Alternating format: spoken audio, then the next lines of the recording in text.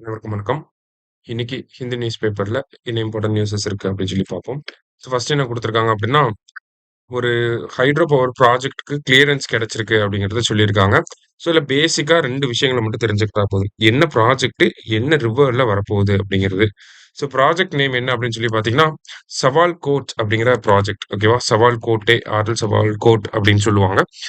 எந்த ரிவருக்கு மேல இந்த ஹைட்ரோ பவர் ப்ராஜெக்ட் வரப்போகுதுன்னா, செனாப் ரிவர். சரியா? செனாப் ரிவருக்கு மேல வரப்போகுது. எந்த ஊரு அப்படின்னு சொல்லி பார்த்தீங்கன்னா, ஜம்மு அண்ட் காஷ்மீர் அப்படிங்கிற இந்த ஸ்டேட் இந்த யூனியன் டெரிட்டரியில வரப்போகுது. சரியா? Sawalkot project Chenab river, Jammu and காஷ்மீர்ல வரப்போகுது அப்படிங்கிறத தெரிஞ்சுக்கோங்க. சரியா? நெக்ஸ்ட் பார்த்தீங்கன்னா, CM Stalin to virtually address 10,000 gram sabha meetings today அப்படின்னு சொல்லி குடுத்துருக்காங்க. ஓகேவா? நம்ம முதலமைச்சர் வந்து என்ன பண்ண போறாரு அப்படின்னா, கிராம சபா கூட்டங்கள வந்து விர்ச்சுவலா அட்ரஸ் பண்ண போறாரு. சரியா? ஒரு வீடியோ கால் அந்த மாதிரி வரப்போறாரு. சரியா? கிராம சபா அப்படின்னு பார்க்குறப்போ ஃபர்ஸ்ட் பேசிக்கா ஆர்டிகல் 243A அப்படிங்கிறத தெரிஞ்சுக்கிறோம்.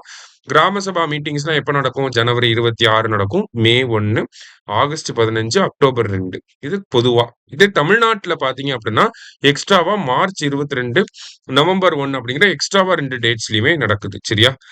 கிராம சபா மீட்டிங் அப்படின்றப்போ இந்த இடத்துல விர்ச்சுவல் அட்ரஸ் அப்படின்னு சொல்லி குடுத்துருக்காங்க. அதாவது பாரத் நெட் அப்படின்னு சொல்லி ஒரு ப்ராஜெக்ட் இருக்கு.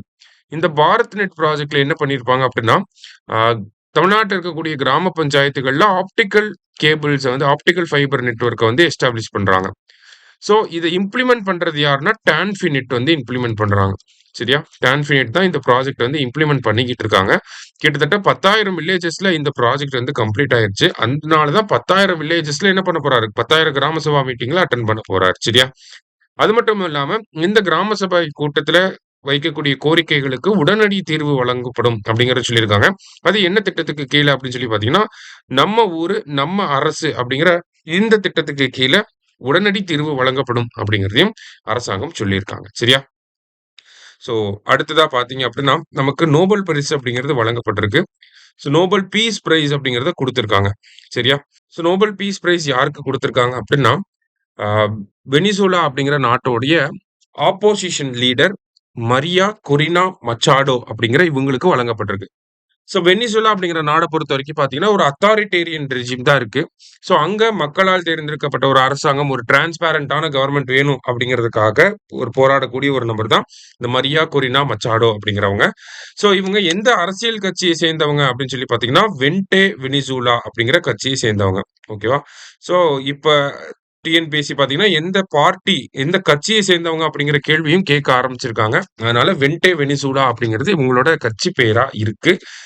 அத தாண்டி பார்க்கிறப்ப நமக்கு நோபல் பிரைஸ் அப்படிங்கிறது மொத்தம் 6 பிரிவுகளுக்கு கீழ வழங்கப்படுது. ஃபர்ஸ்ட் மெடிசின், பிசிக்ஸ், அடுத்தது கெமிஸ்ட்ரி, அடுத்ததா வந்து பார்த்தீங்கன்னா லிட்டரேச்சர், அடுத்தது நோபல் பீஸ் பிரைஸ், லாஸ்ட்டா வந்து பார்த்தீங்கன்னா எக்கனாமிக்ஸ்க்கு குடுக்குறாங்க. சரியா?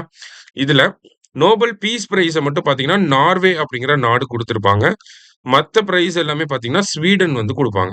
சரியா? மத்த எல்லாமே ஸ்வீடன். ஒரு பிரைஸ மட்டும் நார்வே வந்து குடுப்பாங்க. லாஸ்ட்டா பார்த்தீங்க அப்படின்னா, ஒரு விமன்க்கு வந்து குடுத்திருக்காங்க. அப்ப எத்தனாவது விமன் அப்படின்றதையும் நம்ம தெரிஞ்சுக்கணும். அமைதிக்கான நோபல் பரிசு வாங்கக்கூடிய 20வது பெண்மணியா யார் இருக்காங்க அப்படின்னா, மரியா கொரினா மச்சாடோ அப்படிங்கிறவங்க இருக்காங்க. சரியா? இன்னைக்கு முக்கியமான செய்திகள பார்த்திருக்கோம். நன்றி.